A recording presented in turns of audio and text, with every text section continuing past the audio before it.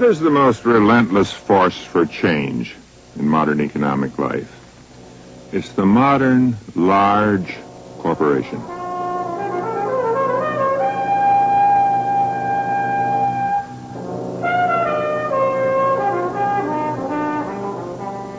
It's also the least understood force in our lives, or, to be exact, the most deliberately misunderstood. There is a corporate myth which is carefully, assiduously propagated, and there's the reality, and they bear little relation to each other. The corporate myth is of a disciplined, energetic, dedicated, but well-rewarded body of men serving under a dynamic leader. The leader leads is always dynamic. His men carry out his orders or transmit them on to the minions below. This is the organization. The myth holds that the only purpose of the corporation is to make money by making things. It does well by doing good. It makes money by responding completely to the instruction of the market, and thus, ultimately, of the consumer. These are salesmen, but they are messengers, equerries, sent to discover the needs of their sovereign, the sovereign consumer.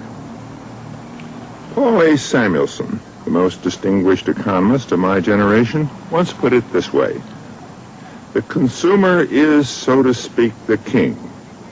Each uses his votes to get things done the way he wants them done.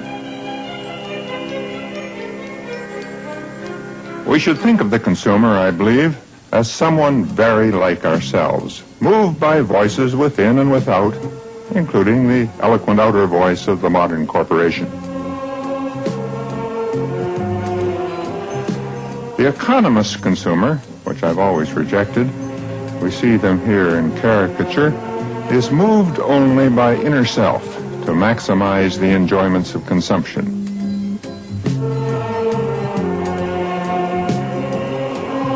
He, she gives great thought to consumer choice, tests all life, all welfare by the amount consumed, and is immune to exterior persuasion.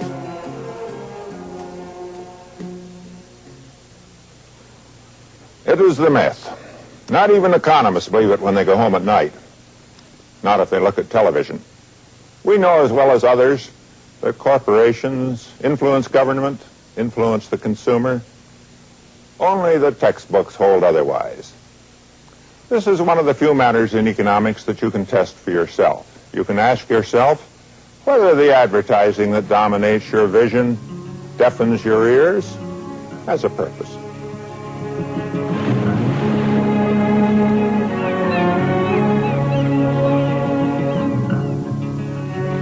Caught up in this world, we become part of it, unaware of its influence.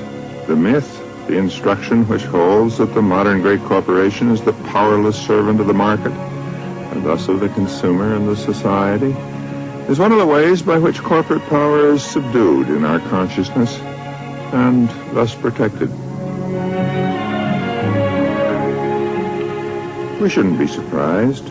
All education in all societies accepts, defends, protects the dominant institutions of that society. The sovereign, the Constitution, Parliament, the law, communism and the Soviet Union. That our economic education protects and defends the corporation should surprise no one. No two corporations are exactly alike. No two exercise power to precisely the same ends.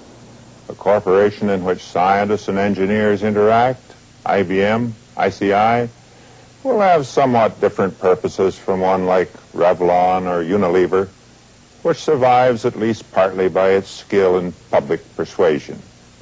Some corporations measure success primarily by earnings. Others like to tell of their growth. Some speak of service and public responsibility. And if men speak often enough of their virtue, they may persuade themselves, at least a little, to its practice. There being no single typical corporation, we have invented one that tells something about all. It's called UGE. Our invention allows us to proceed far more easily to the reality, for corporation executives, as I've said, are custodians of the corporate myth.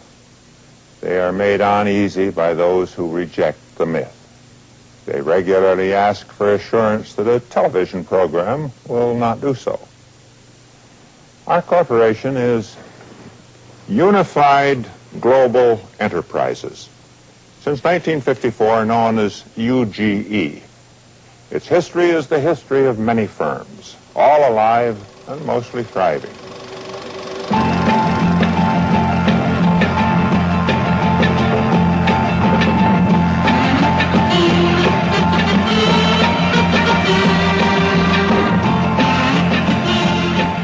UGE could be British, French, German, but since it's a source of both instruction and amusement, I thought it tactful that it be American, an American-based multinational. UGE will allow us to dissolve the corporate myth without too much solemnity, if you will allow. Then we shall look at a real, rather solemn corporation, also very successful. UGE, our company, began in food and beverages, is now big in chemicals, hotels, missile guidance systems, computer software, and the leisure industries. This is the UGE product family, the product mix, the world of UGE. So we welcome you to UGEX 80, the exhibition specially planned to document the 100-year history of UGE.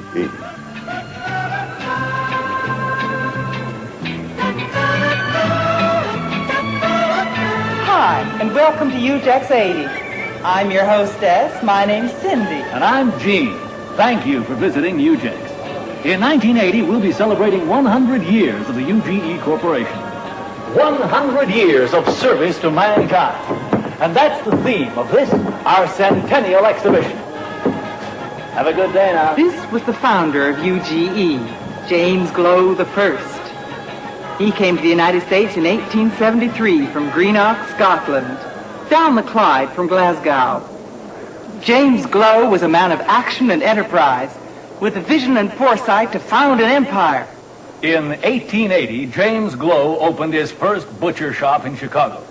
By 1890, he was running a sizable meatpacking plant. By the end of the century, Glow Packing was fully established, along with Swift, Armour, Cudahy, and Wilson as one of the big five of the Midwest. On payday, every employee was given tracts from the Bible and pamphlets warning against indulgence in strong spirits, along with his money. James Glow and his son were famous, their church interests aside, only for their close attention to business. They prided themselves on knowing all the family men by their first names. They were also noted for the work they could extract in the course of a normal 72-hour week and 12-hour day. 1898. Glow Packing fed our boys in the Spanish-American War.